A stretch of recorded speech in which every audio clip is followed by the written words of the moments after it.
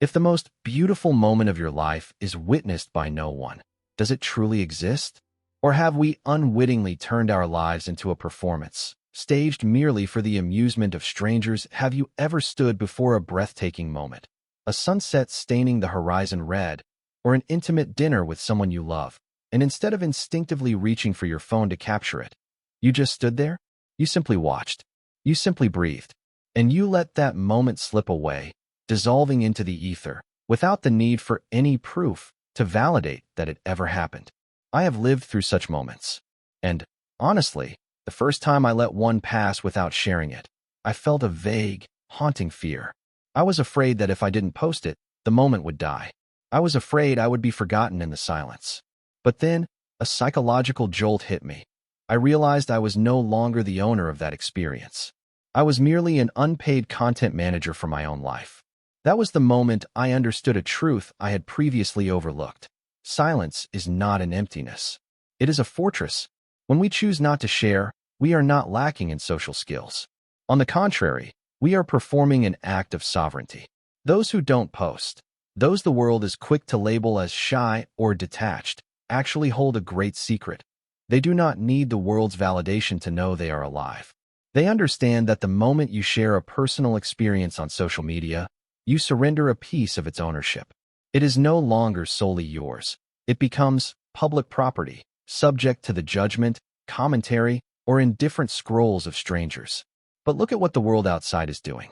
While we sit here talking about autonomy, outside is a theater that never closes.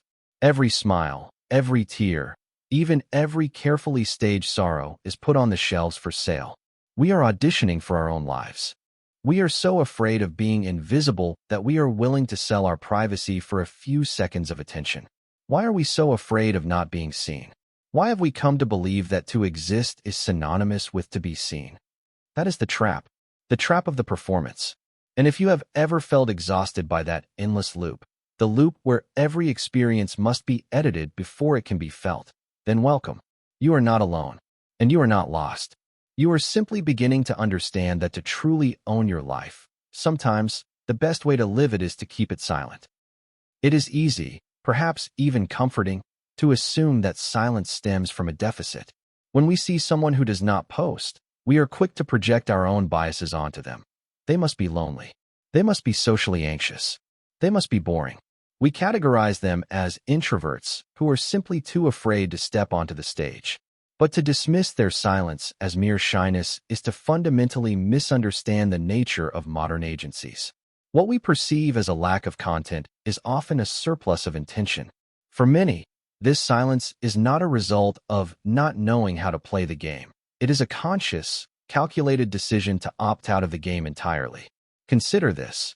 In a culture that weaponizes visibility, where every breakfast, every gym session, and every emotional breakthrough is expected to be a curated product, choosing to be uncurated is a radical act of rebellion.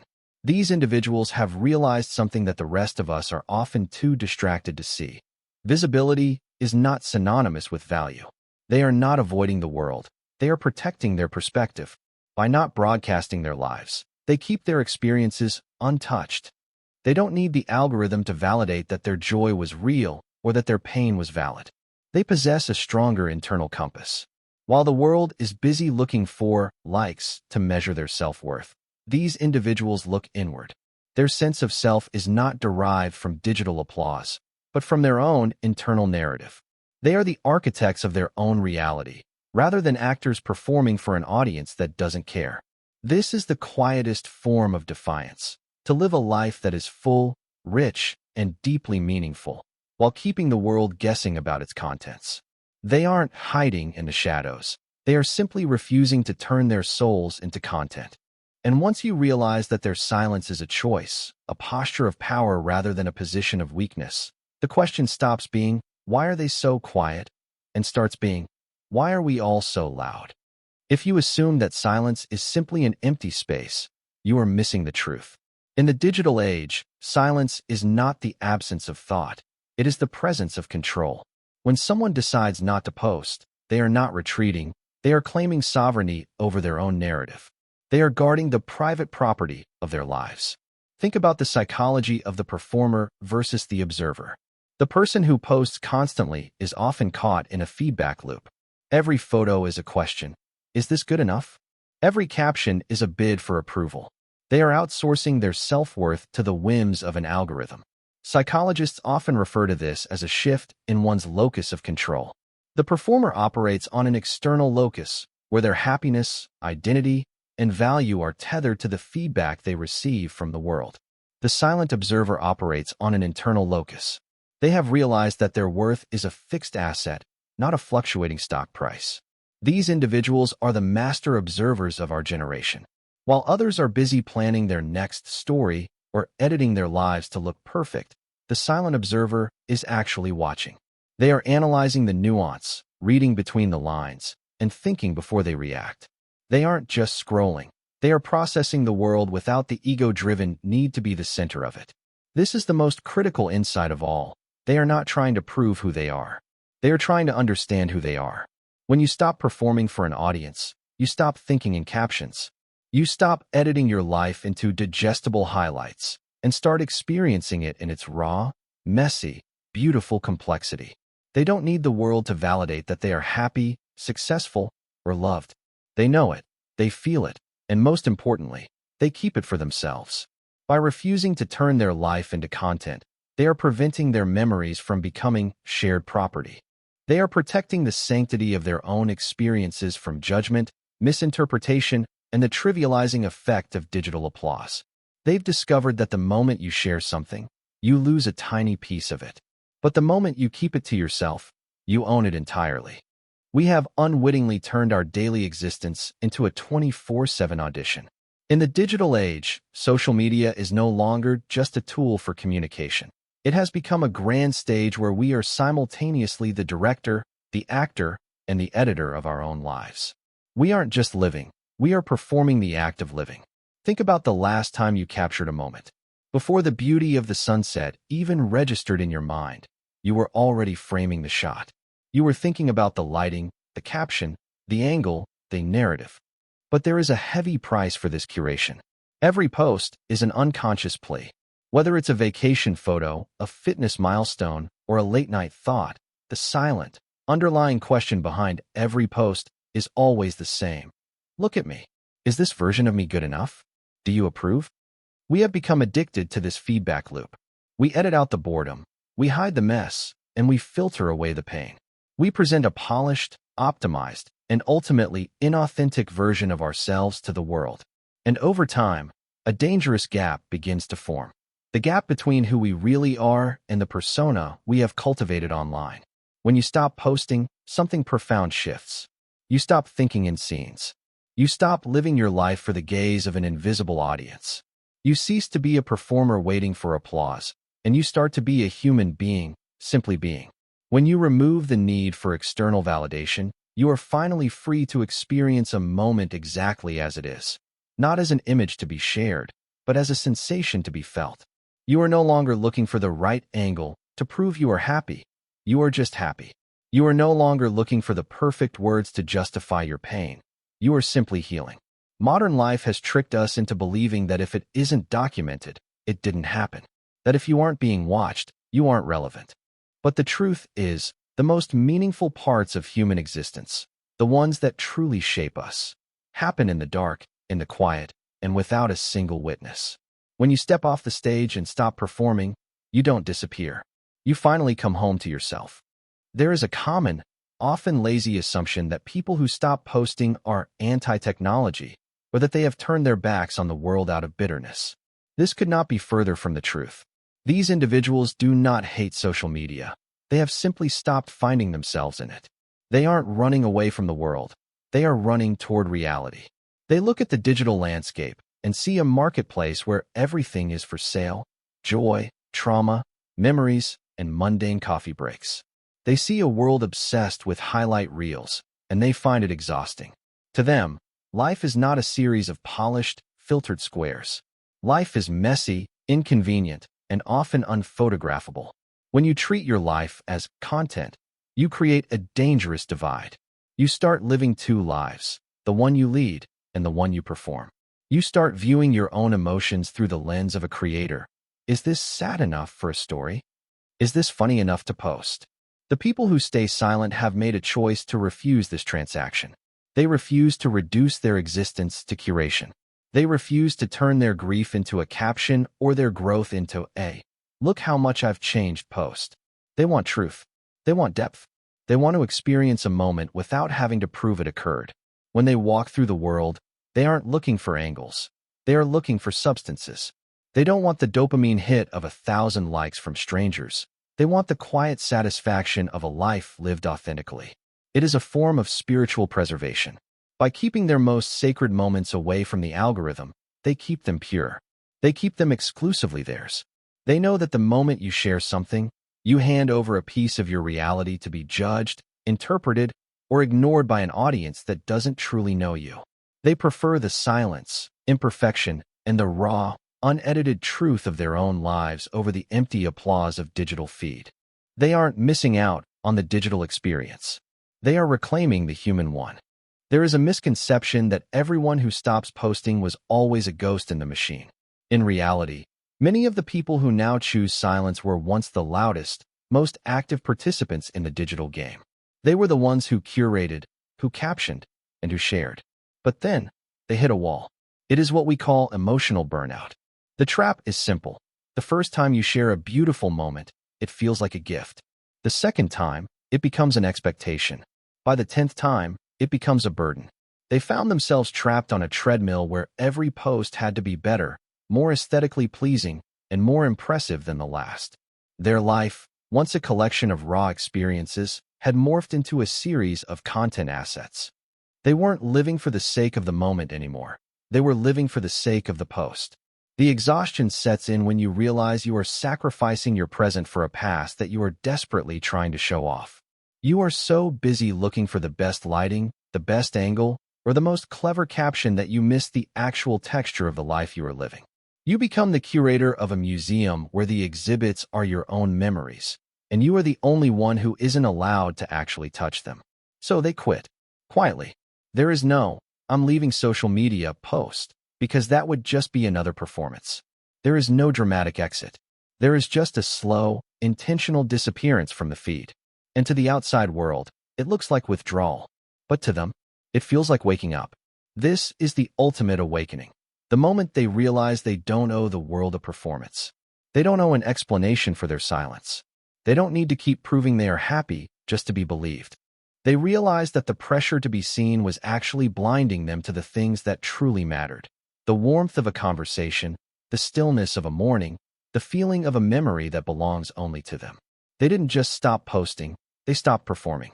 And in that vacuum, for the first time in years, they found the quiet space required to actually be someone. There is a concept in psychology known as psychological ownership. It is the powerful, invisible tether that makes something feel like it belongs to you. Your thoughts, your memories, your experiences. This sense of ownership is what gives a moment its depth. It's why a quiet moment of joy, kept to yourself, feels so deeply yours. But the moment you post it, that sense of ownership fades. The second you press upload, you initiate a subtle, irreversible transformation. You take an experience that was pure, private, and lived, and you turn it into shared property. Suddenly, that moment is no longer just yours. It is now open to the world. It is subject to interpretation, to judgment, to applause, to silence, and, at its worst, to mockery. You have taken a piece of your internal world and placed it on a digital altar, inviting strangers to comment on, analyze, or scroll past the very things that define who you are. Visual cue, an image of a vibrant, colorful memory being placed into a gray, cold grid of digital squares. This is why people who don't post are often the most protective of their lives. They aren't just quiet. They are guardians. They have recognized that there is a sanctity to their own existence that cannot survive the public eye. By refusing to document every triumph, every heartbreak, and every beautiful sunset, they are practicing a radical form of self-preservation. They are keeping their moments untouchable. They know that not everything you experience is meant to be witnessed. Growth, grief, transformation, and pure, unadulterated happiness. These are sacred.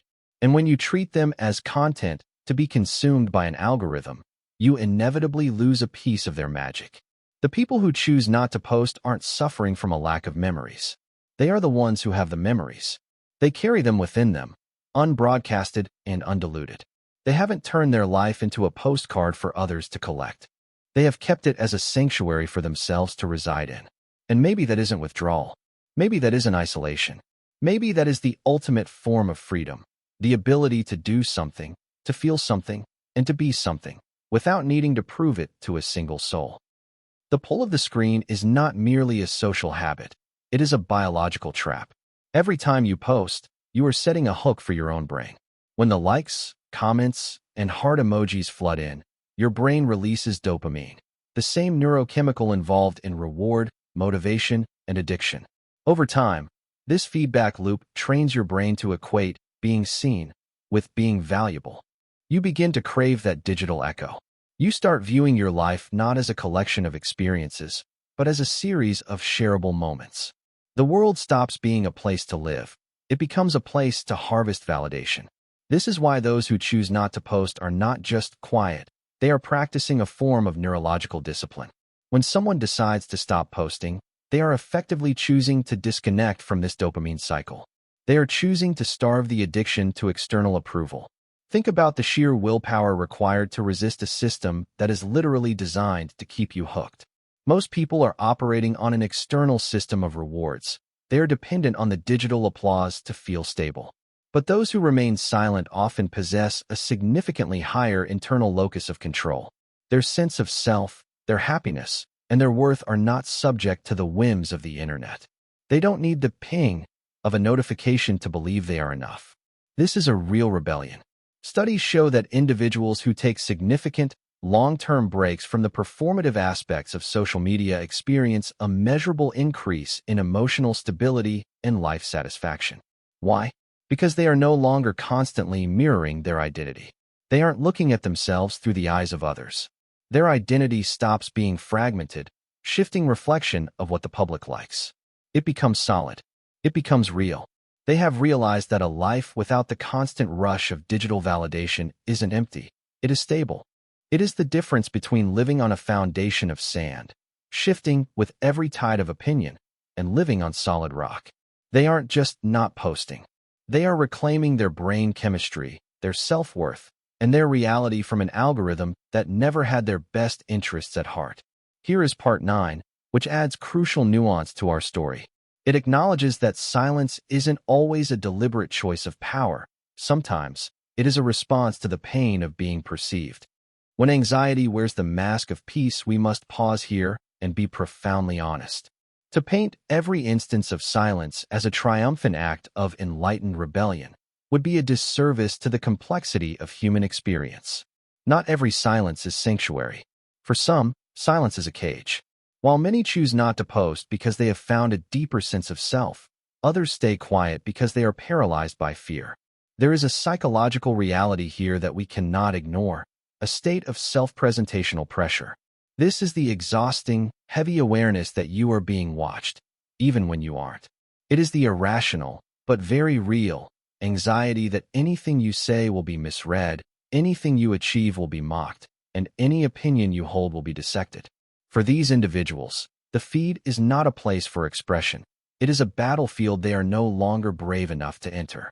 It is a retreat, not out of strength, but out of self-preservation against the fear of judgment. They want to be seen, but the cost of visibility feels too high. They are not above the game of social media. They are wounded by it. They scroll and watch, but they remain ghost-like, not because they are finding themselves, but because they are hiding from the possibility of rejection. This is the hidden tragedy of our digital generation. We have amplified the fear of being misunderstood to such a degree that, for many, the safest way to exist is to not exist at all. The distinction is subtle but vital. Intentional silence is quiet confidence. It is the peace of knowing who you are without needing an audience. Defensive silence is quiet anxiety. It is the retreat of someone who needs connection but has been burned by the spotlight. If you are one of those people, it is important to know that your hesitation is not a moral failing.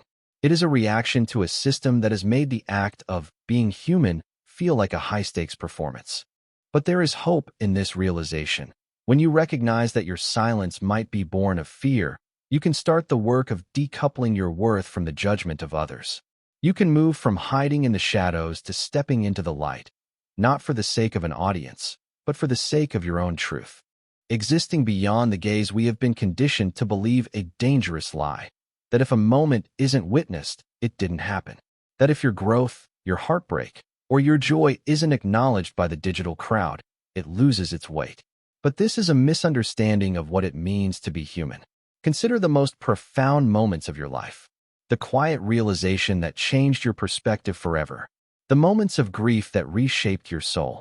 The small, private victories of kindness or courage that no one else saw. Did those moments matter any less because they weren't shared? Of course not. In fact, they mattered more. Being unseen is not synonymous with being insignificant. The most important work of your life, the formation of your character, the refining of your values, the healing of your wounds, happens in the dark. It happens when you are not performing, not curating, and not seeking validation. It happens in silence. When you stop living for the gaze of others, you start living for yourself. You stop being a collection of curated memories and start becoming a person of substance. You realize that your identity is not something you present to the world. It is something you cultivate in silence. This is the final, liberating truth. Not everything you experience is meant to be witnessed. Some truths are too sacred for the noise of the internet. Some moments are too fragile for public opinion. By keeping these parts of your life private, you are not withdrawing from the world. You are protecting the integrity of your own existence. You are proving that you are more than your output. You are more than a username, a profile, or collection of photos. You are a human being, with a depth that no lens can capture and no comment section can fully define. So, the next time you feel the urge to broadcast your life, pause. Ask yourself, am I living this for the world, or am I living this for me? There is a profound beauty in walking through life without needing proof of every step. There is a deep, quiet strength in being a mystery in an age of total exposure. And perhaps, in the end, the most human thing you can ever do is simply to exist, fully, deeply, and beautifully, without ever needing a single person to watch. The weight of reality, the most striking irony of the digital age is this. We are more connected than ever, yet we often feel profoundly isolated.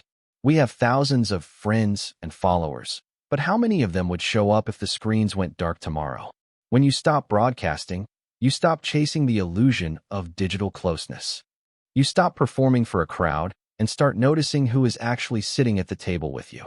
This is the great filtering effect of silence. When you stop updating your life, your digital network naturally thins out. The passive observers, the people who only engaged with you because of a post, they fade away. But notice what remains. You begin to see who checks in on you without the need for a status update. You realize who remembers you without the help of a birthday notification. You learn who reaches out because they actually care, not because they saw a story and felt obligated to react. This is where the magic happens. You stop measuring the success of your social life by the number of comments or the speed of a reply. Instead, you start building relationships that don't need proof. These connections are different. They are heavier, warmer, and infinitely more real. They are built on shared silence, being comfortable in each other's presence without the need for constant conversation or entertainment. Eyes meeting. Real connection happens in the nuance of a facial expression, not in the text of a caption. Unwitnessed laughter. The joy of a joke that only you two understand. One that doesn't need to be explained to an audience. People who don't post are not disconnected. They have simply shifted their resources. They have stopped investing in the maintenance of an online image and started investing in the maintenance of human bonds. They find comfort in the unshared moment, and they let life unfold without the urge to turn it into content. They have realized that 100 digital likes can never replace the warmth of one honest conversation. In a world of infinite digital acquaintances, they have chosen the rarity of deep, unbroadcasted, and irreplaceable friendship. We often mistake confidence for the ability to command attention, to be the loudest voice in the room, or to cultivate the most impressive digital image. But there is a quieter, far more formidable kind of confidence. one that doesn't need to announce itself to exist. At the heart of the non-poster lies a psychological concept known as an internal locus of control. Most of us live our lives with an external locus of control. We look to the world, to our peers, and to the digital algorithm to mirror our worth back to us. We wait for the likes to tell us we are interesting, for the comments to tell us we are loved, and for the shares to tell us we are valid. Our self-worth is a fluctuating currency, constantly traded on the stock market of public opinion.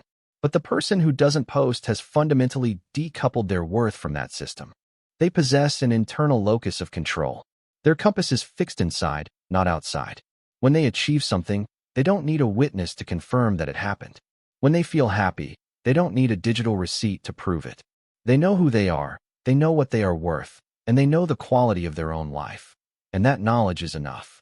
This is the highest form of self-confidence because it is unshakable. If your confidence is derived from the world's applause, it is fragile. It can be shattered by a bad day, a lack of engagement, or the opinion of a stranger. But if your confidence is derived from your own internal truth, it is bulletproof. It doesn't matter if the world cheers or if the world stays silent. You remain exactly who you know yourself to be. This creates a beautiful, calm authority. These individuals don't need to brag, perform, or curate because they aren't auditioning for a role. They have already accepted the role of being themselves. They understand that the most confident person in the room is often the one who feels the least need to prove it. They are comfortable in their own skin, comfortable in their own company, and comfortable with the fact that they don't need to be known by everyone. They only need to be known by themselves. In a world that demands you be a spectacle, they have chosen to be a solid, grounded human being. And in doing so, they have found a kind of peace that no amount of digital validation could ever provide. Living in the moment, not for the feed, there is a beautiful, almost magical irony to the quiet life. We have been conditioned to believe that life is a series of things to be captured, curated, and cataloged. We think that if we aren't filming it, we're missing it. But the truth is exactly the opposite. The less you post, the more you live. When you release the need to document your existence, your perception begins to shift. The noise of the world starts to fade, and the signal of life becomes crystal clear. When you walk through life without needing proof of every step, you stop thinking about the lighting, the angels, or the perfect caption. You aren't checking for likes while you're supposed to be laughing with friends. You aren't worrying about how your vacation looks to the outside world while you're standing in the middle of a beautiful landscape. You are simply there. This is the shift from performance to presence. When you perform, you are an observer of your own life. You are the director, standing outside the frame, constantly assessing how your life looks. You are physically present, but mentally disconnected. When you experience, you are the protagonist. You are fully immersed in the texture of the moment. The colors look richer because you are looking at them with your eyes, not a lens. Conversations feel fuller because you are listening with your heart, not waiting for a break to capture a story. Time itself begins to behave differently. When you stop performing, time slows down. You start noticing the small, exquisite details that everyone else misses. The way the light catches dust motes in the afternoon, the specific cadence of someone's laugh, the way the air changes before a storm. These are the things that make life real. Presence is the rarest currency in a world built on attention. By choosing not to post, you aren't removing yourself from the world. You are finally stepping into it. You are reclaiming the right to have experiences that are yours alone, experiences that don't need to be validated, interpreted, or liked to matter. You've stopped living for the camera, and in doing so, you've finally started living for yourself. Depth is often mistaken for coldness because our culture equates noise with engagement and transparency with warmth. The person who remains silent often faces a strange kind of judgment. We are so accustomed to the constant chatter of social media that when someone chooses not to participate, we don't know how to interpret it. So we label them. We call them aloof, mysterious, detached, or even cold. We assume that because they aren't broadcasting their emotions, they must not have any. We mistake their stillness for a lack of interest, or worse, a form of intellectual arrogance. But this is a fundamental failure of perspective. If you believe that the only way to be warm is to perform your life for the world, you will naturally view silence as a void. But if you look closer, you realize that silence is not the absence of thought. It is the presence of depth. These individuals are not cold. They are simply contained. They have moved past the point of needing to justify their existence to strangers.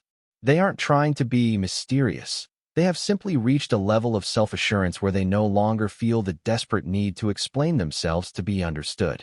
When you stop projecting your inner world onto an external screen, you become much harder to read from the outside. People who are used to the constant stream of updates, photos, and status reports feel uncomfortable when they encounter someone who doesn't offer them up. They interpret that comfort with silence as distance. But the reality? It is the exact opposite. Their silence is not a wall to keep you out. It is a mirror. Often, people who are intimidated by silent individuals are intimidated by the fact that the silent person is not seeking their validation. They are not asking for a like, or an amen, or a comment. They are standing on their own ground. They are not empty. They are overflowing. They just choose to keep their waters deep, rather than splashing them on the surface for everyone to see. In a world that is obsessed with being known, they have found the ultimate freedom, the courage to be okay with not being fully understood. As we draw this reflection to a close, we find ourselves standing at a crossroads. One path is paved with pixels, notifications, and the relentless, hungry demand to be seen. The other is a quieter path where we aren't afraid of the silence, and we don't fear the moments that happen without an audience. We have been conditioned to believe that our value is a public metric. We have been taught that if an experience isn't shared, it doesn't truly happen. But this is the great lie of the digital age. Not everything that is meaningful is meant to be witnessed. Your growth, your heartbreaks, your quiet acts of kindness, and the private shifts in your soul. These are the pillars of who you are. When you keep these things to yourself, you aren't losing them. You are protecting them. You are ensuring that they remain yours, untouched by algorithms, unanalyzed by strangers, and undiluted by the need for approval. Silence is not an emptiness. It is a space for the soul to breathe. It is not a weakness. It is a profound form of freedom. By choosing to step out of the spotlight, you are not disappearing. You are becoming whole. You are finally allowing yourself to exist for your own sake, rather than for the sake of a screen.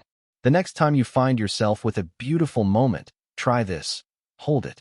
Don't reach for your phone. Don't frame it for an audience. Just feel the weight of it, the texture of it, and the warmth of it. Let it stay yours. In a world that is obsessed with turning every aspect of our existence into content, the most rebellious, the most human, and the most beautiful thing you can do is simply to live it.